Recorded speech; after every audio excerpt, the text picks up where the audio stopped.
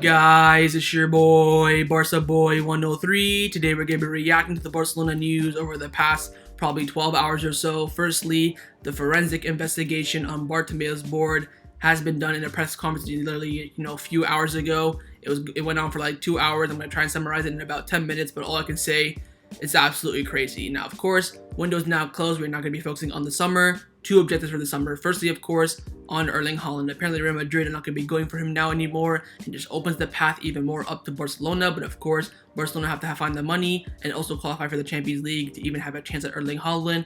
And secondly, what Xavi is requesting for right now, a left back to come in. They want a backup left back to come in to compete with Jordi Alba and also have the opportunity and the potential to take over Jordi Alba as well as the starting left back at Barcelona. And lastly, of course, situation of Ousmane Dembele. He rejected a lot of offers yesterday on deadline day, and now the club have to make a decision about his future. Do you want to send him to the stands for the rest of the season or let him play? Apparently right now Xavi's asking the club, let me play him. You're already going to pay him no matter what.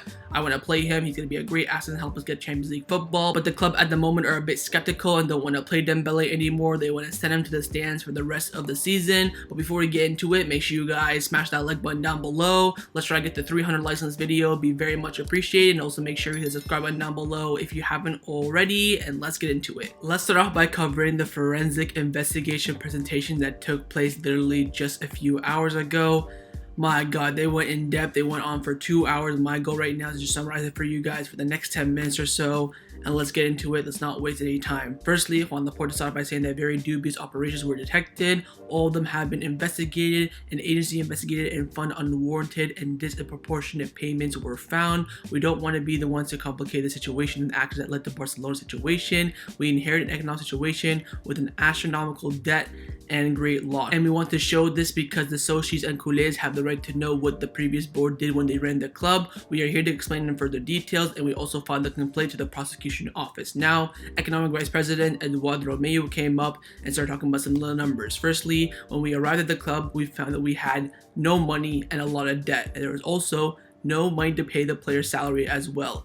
In the past 2 years, Barcelona have lost 600 million euros, and out of those 600 million euros, only 135 had to do with COVID-19. We reconverted the debt that was short-term and made it more long-term to give us more time to pay off those debts. In 7 years, no maintenance was done on the facilities of the Camp Nou. They were totally obsolete. If the stadium had been opened a bit earlier than the start of the season, we don't know if it could have been done. So Bartomeu's board invested $0 in the Camp Nou. Everything was falling apart, and of course the club invested, I think, 1.1 million to open up the stadium again. And if they didn't do it in time, we would have played the game behind closed doors, no culés. Aspire Barca will allow the club to grow, to be competitive. We managed to get the vote through the referendum, of course. We had more than 400 million euros in open legislation in various trials, and we're trying to solve all these issues. So Barcelona have around 400 million euros right now going on in terms of investigations, in terms of court cases, complaints, variables have to be paid through other clubs, all that sort of stuff.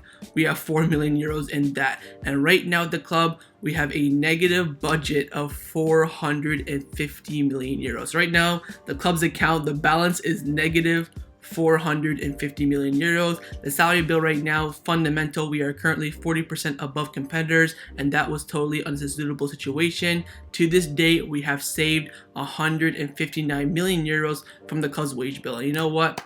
That's just a round of applause there. Wow, great job by the club, but we are still 40% above the competitors. So like Man United, Man City, PSG, Chelsea, Juventus, all their salary bills, we are above that by 40%, which is absolutely ridiculous. Now, we have to grow the income of the club, although we're not in the best, part of Barcelona's history, but the Barcelona brand maintains an evident strength. We are also looking for the best road campaign for Barca Studios. The objective is to put the club back to the best situation in 2 years. We are totally convinced of regenerating the situation we find ourselves in. Now, the man on the right there is Jaime Campañer. He is a lawyer specializing in economic law in Spain. I mean, my god, he came out, he said what he had to say. After everything I found, there is no doubt that we have to go to court. We have no doubt that the consequences of the forensic investigation have criminal significance, so the board has decided to bring these facts to the attention of the prosecution office. We face a complex economic crime. This is not about perjuring the previous board, it's about taking the very serious behaviors we found to the prosecution office, and we accompany evidence, not just words. So basically saying, look, what we found is ridiculous. We don't care about, putting people behind bars and, sending people to jail. What we want is our money back, and that's as simple as that. When someone manages someone else's property, they can't give away money as if they were owning it. So a little bit shot there at Bartomeu. We are talking about millions of amounts. There are payments to intermediates without justification, non-existent or well above normal. Some commission prices were 33%, which is of course 5% is the normal. So apparently Bartomeu's board was paying 33% in commission to lawyers, fathers, whoever it may be, when of course the normal is 5%. So that is just way above the threshold. There is a company that was born solely to work on commission with Barcelona. So apparently Bartomeu started his own company that only deals with the commission of Barcelona. Lawyers have received an abundance of money without performing any service. We are talking about 7 million euros just for being there, up to 7 million for supposed signing of a player. So apparently when they're in the boardroom, of course, there's a bunch of lawyers, players, the Barcelona board. Some lawyers were just there just to be there, just to witness everything, and got paid 7 million euros just for that. And also money has been diverted, and there has been a deliberate accounting altercation. Totally artificial accounts benefits were presented and not in the reality of the club. The club also paid 1.7 million to people just to keep them quiet. So apparently some people knew some dirt about Bartomeu or whatever.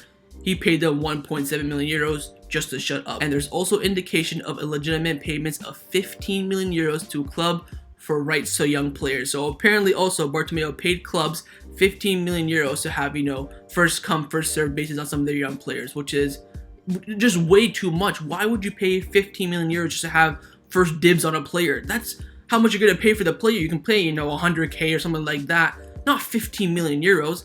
So that was all what they presented, the economic VP of Barcelona, the lawyer, Laporta.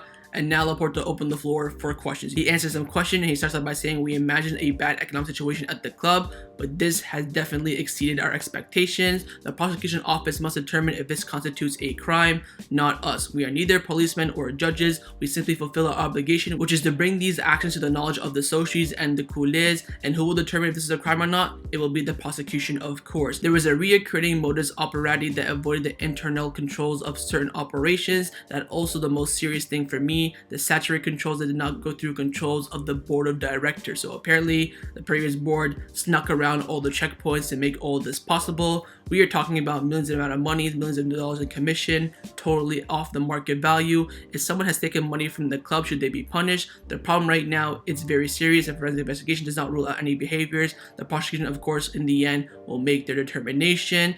There is cases of commission to lawyers, astronomical, that was paid through a player, not even the club. The wage bill has been reduced by 159 million euros, and you must congratulate the executive because they did a great job by reducing the wage bill to a reasonable magnitude. Clubs are interested in our players, but when they see the salary, they withdrew. That's why lowering the wage bill is key. So Laporta is saying, look, there are clubs that want our players, Lenglet, Umtiti, Des, Ricky Puig, Luke de Jong, Braithwaite, whoever it may be. But once they see how much they're earning per week, they cut. It's like, we're not going to pay this crap player, some squad player, 150K, 200K a week. We'll pay you like 5 million transfer fees, sure, but we don't want to cover the wages, and then they're not interested. That is the key problem for Barcelona, and that's why it's difficult to sell players. We want to reduce losses as much as possible and continue paying off debt while trying to increase the club's income. We are given sad news right now, but we do that out of responsibility as a board and want to make it clear that we don't participate in any of this behavior. But the good news is that yesterday, with the titanic effort, we managed to close the market with the incorporation of Adama Traore, and in the end, if it all goes well, Pierre-Emerick Aubameyang as well. We want to close this dark stage in the history of Barcelona. The modus operandi is evident. Splitting invoices so that they don't pass the internal controls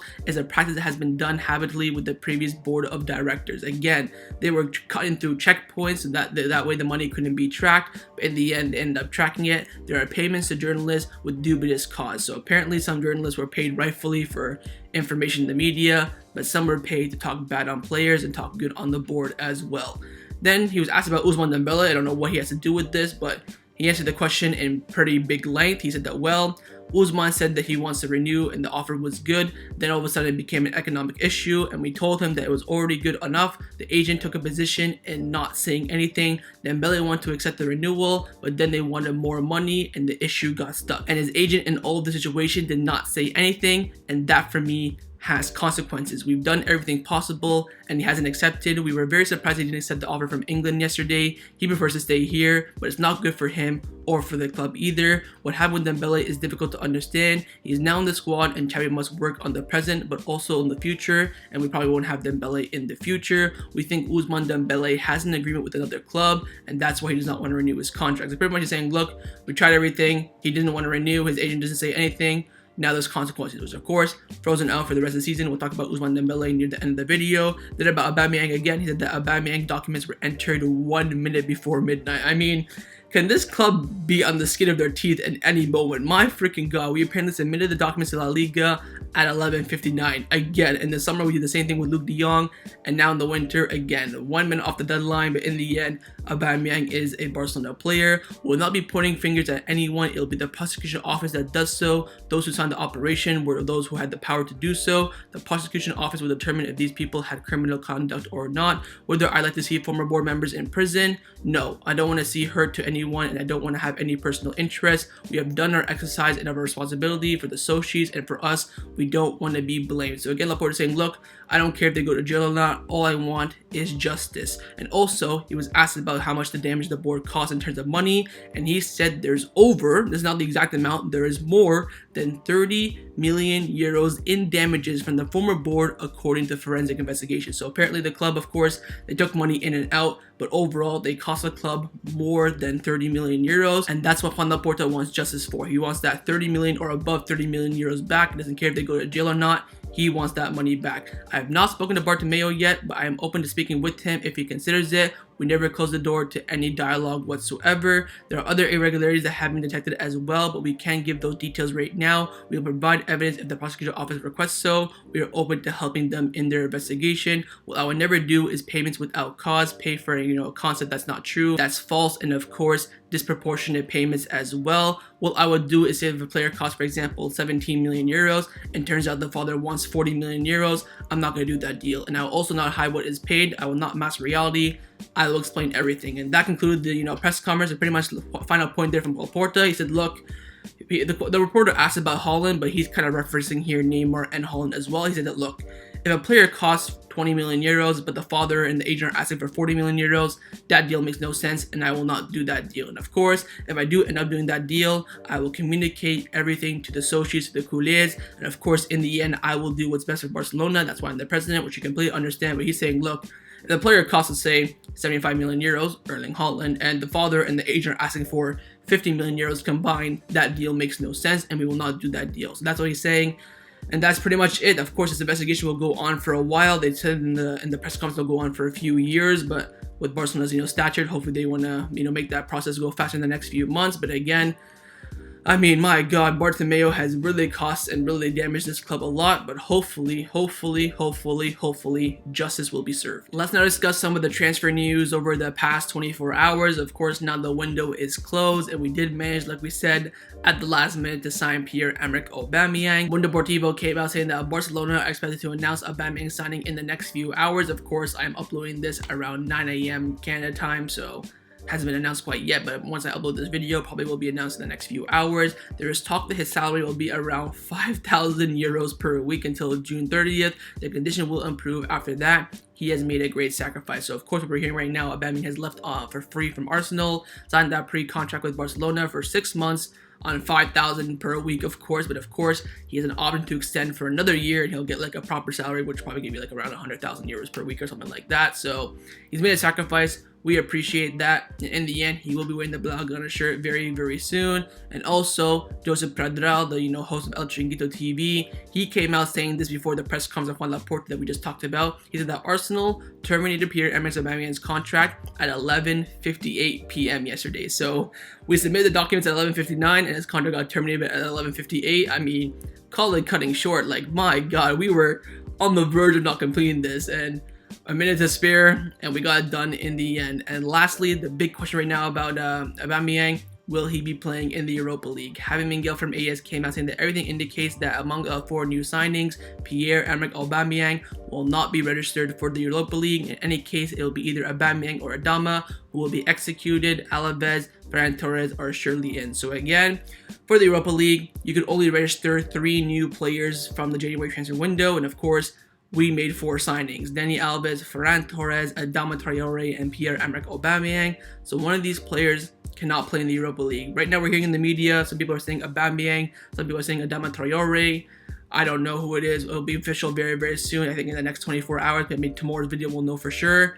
Right now we are hearing mostly it's going to be Aubameyang. All we know for sure is that Dani Alves and Ferran Torres 100% will be registered. The question is, who will be the other 2? And of course, leave me your thoughts about that down in the comments below. Who would you execute? For me personally, I'd probably leave out Aubameyang if I'm being completely honest. I think, you know, having the widths, having the wingers in Xavi's system is way more important. So we'll wait to see what the club decide. But in the end, Pierre-Emerick Aubameyang is a new Barcelona player. Now with the January transfer window now closed and concluded, now all the focus is for the summer. And of course, the number 1 main objective for the summer is of course Erling Haaland. Now, Josep Pedral, who is the host of El Chiringuito TV, his show is pretty crap, but he is a very reliable source in Real Madrid, probably one of the best. He came out saying that Erling Haaland is not a priority for Real Madrid at the moment. They are 110% focused on Kylian Mbappe. Erling Haaland is the icing on the cake. All I'm saying is this: if we have the money and we get top 4, I think we're gonna be in great shape to get Erling Haaland. I think we look at, Man City, they bought Julian Alvarez. Manchester United have Ronaldo, they're not going for him. PSG have, Neymar and, all this crap. They may try to keep Mbappe as well. Juventus have Vlahovic. Bayern Munich have Lewandowski. The biggest club in the world that lack a striker and lack a face of the club is Barcelona. And of course, Laporta has that Mino Raiola connection. For me, it's about qualifying for the Champions League and having the money. If we have those 2, I think, I'm not going to say we're guaranteed, but I think we'll be in great position to get Erling Haaland. We'll wait and see. Of course, right now, February the 1st, it's still a long way to go. I'd say in the next month or so, the rumors will pick up for sure near the end of the season.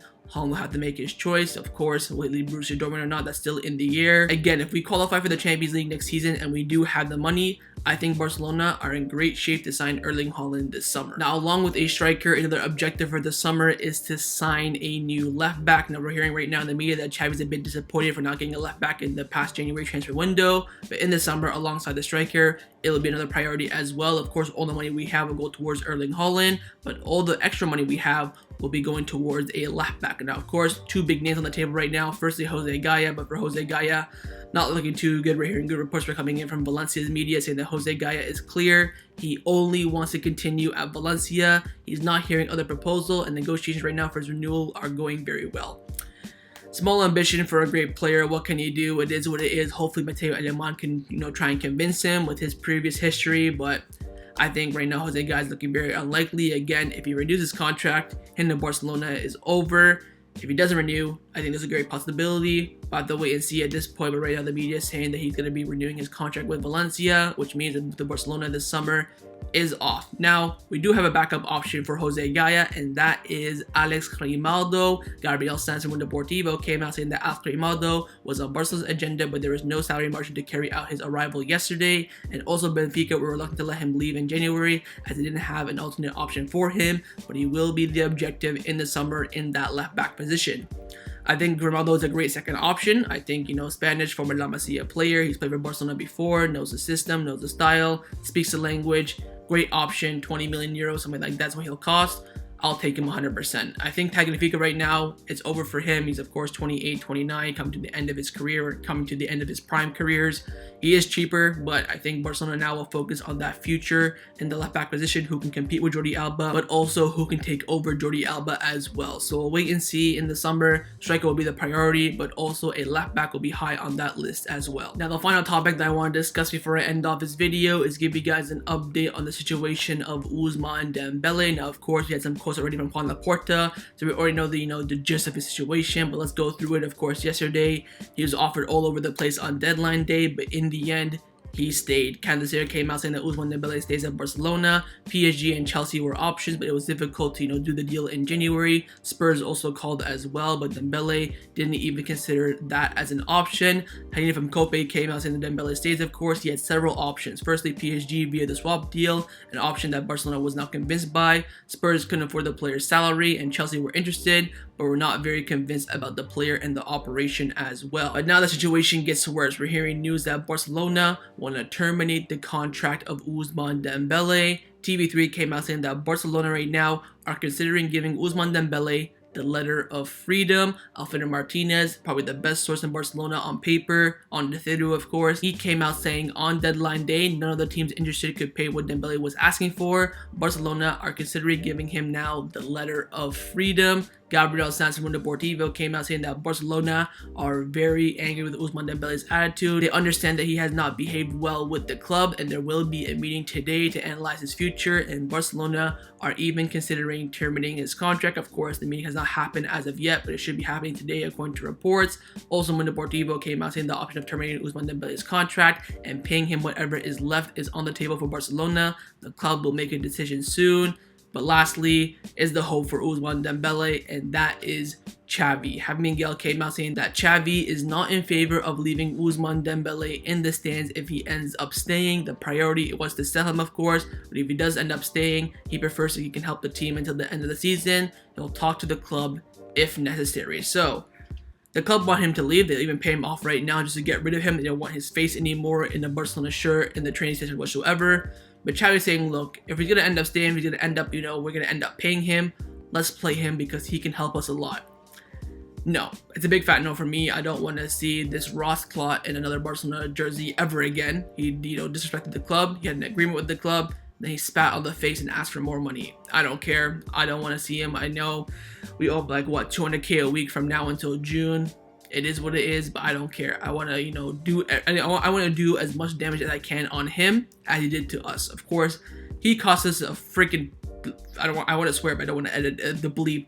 He cost us a lot of money. We paid, of course, 110 plus variables plus his salary. I saw a report right now saying that we paid over 160 million for him for the past, 5 years now. It's time that we do some damage back to him. I would not play him, risk his chance of being in the World Cup. Freeze him out. To be honest, I wouldn't even terminate his contract. I would ban him from the Ciutat Esportiva. You can't train with the team. I don't want to see you in anywhere the facilities of Barcelona. You're banned from the Camp Nou as well. Go sit at home, do what you want to do, and you'll get your paycheck every single week. That's what I would do in my opinion. But we'll wait and see what the club do. Right now, Dembele's only silver lining is Xavi. Xavi really likes him. He wants to play him, even if he ends up staying. So we'll wait and see. You have Xavi. I want to play him. The board is saying they want to freeze him out for the rest of the season. Let's see what happens. So, not looking too good for Dembele, of course, but in the end, the club will make the best decision for Barcelona, and let's hope that Ousmane Dembele does go in the stands for the rest of the season. So that was my reaction to the Barcelona news over the past probably 12 hours or so. Hopefully you guys enjoyed this video. If you did, make sure to leave a like, and of course, leave me your thoughts down below in the comments on everything we discussed. The main thing I want to know firstly about the forensic investigation, your thoughts about that, what do you think will happen in the end with Bartomeu. Secondly, on the left back, would you go for Jose Gaya? Would you say screw him and go for Grimaldo? Thirdly, on Haaland, what are your thoughts about his deal coming through in the summer? I think we have a good chance. And of course, lastly, on Ousmane Dembele, what do you think will happen with him? He'll be frozen out for the rest of the season, play, ban him from the stadium like I would do. Leave me your thoughts down below. And also make sure you hit the subscribe button down below if you haven't already. And I'll see you guys next time on the channel. Take care and Forza Barca.